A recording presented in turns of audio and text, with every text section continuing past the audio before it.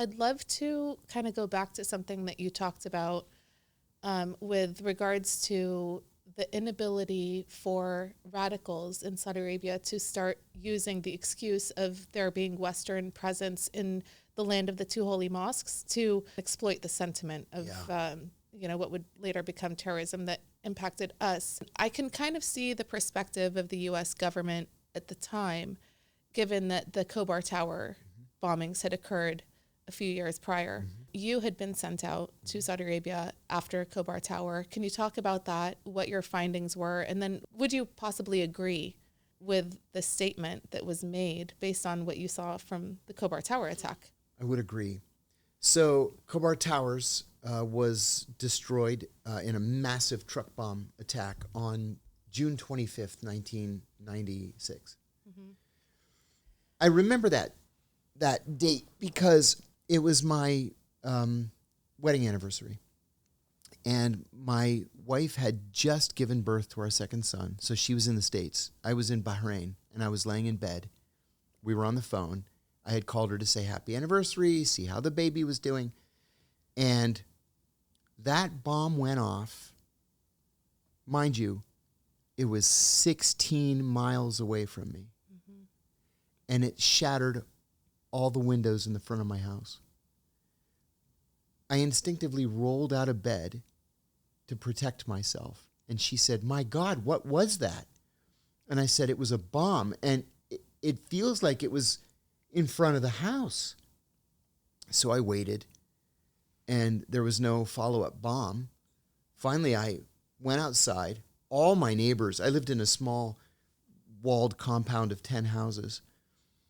There was like a Swedish diplomatic family, a couple of American businessmen, a couple of Gulf Air pilots and their families.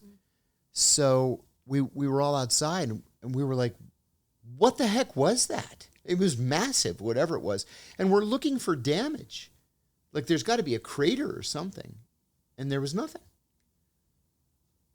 I went back to bed.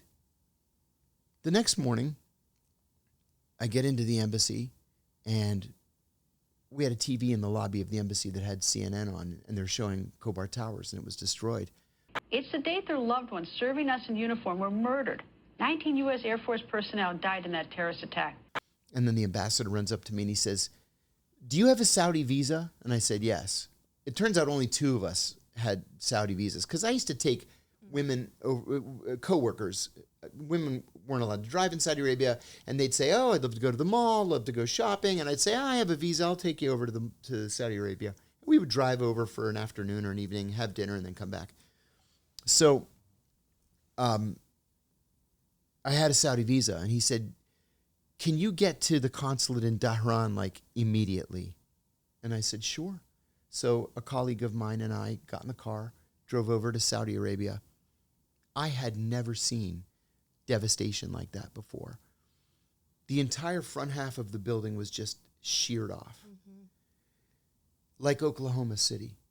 It looked just like Oklahoma City. But one of the things that still sticks in my memory was when you looked up at the building, there was blood on the ceiling of all of the rooms because guys were asleep. This was an apartment building housing American military people. Yeah, Air Force. Air Force. They were blown up out of their beds and just smashed against the ceiling. And the blood just like gushed out of them. Horrible. The crater from the truck bomb was so deep, it was 30 feet deep, that water was seeping in from the Persian Gulf. Here's the hole.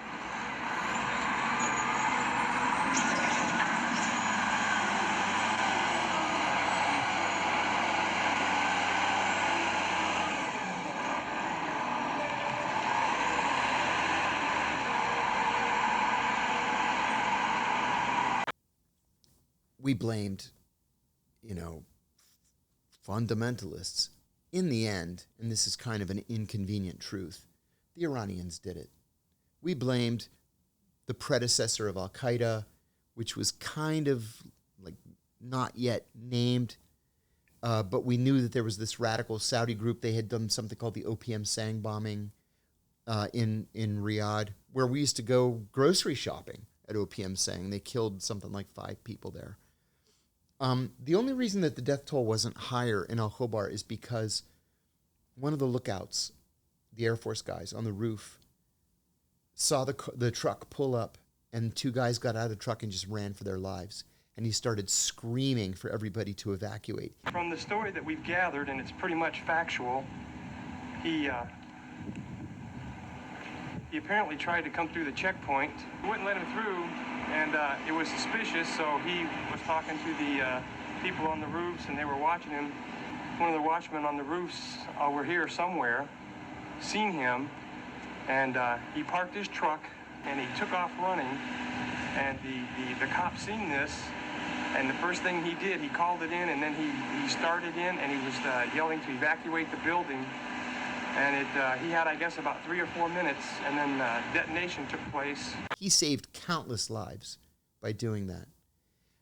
But still, it was a significant loss of life.